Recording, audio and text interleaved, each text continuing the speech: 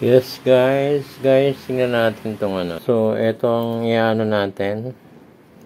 Wala siyang power, no? Pakita ko sa inyo yan, tuto ko na dito kasi walang pwesto. So, switch natin siya, no?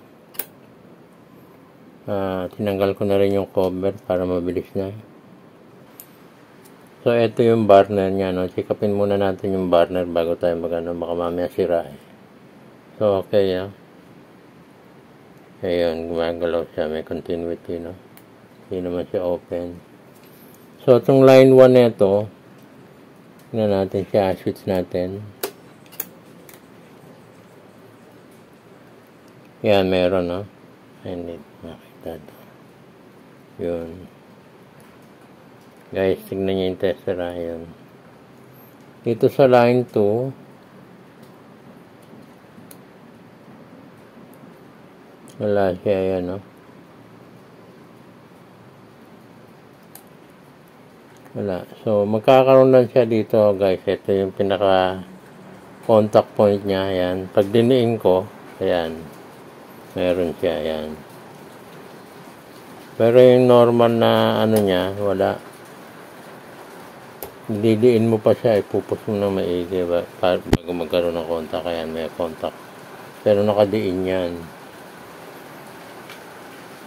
So, ang gagawin natin, lagi naman ganyan ang trouble to sa switch assembly. Pakita ko sa inyo, mahirap bukutin ito eh. Yan, no? Yan na yung pinaka-contact point niya. Ito. Yan. So, wala siyang place para malinis. Susundutin mo, napakahirap. Ang ginagawa ko dyan, pinuputol ko na ito. Saka ako nililinis.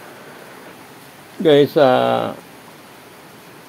personal use ko to kaya pwede kong i-cut. Pero pag sa customer, tanggap nyo, advice ko, bilhin nyo na ng bago kasi medyo lumulutong na rin kung gamit na.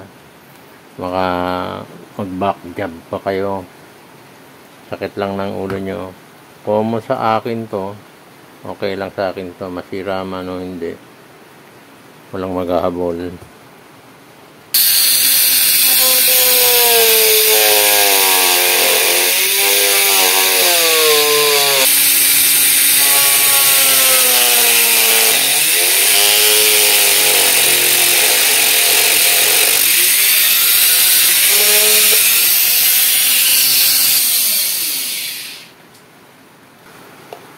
Ayan. Yes guys, tingnan natin, no? Ito na yan, kitang-kita na yung ano niya, yung contact point niya. Switch natin. Ayan. Yun.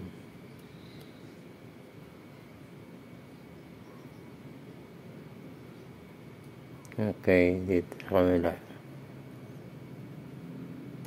Yun.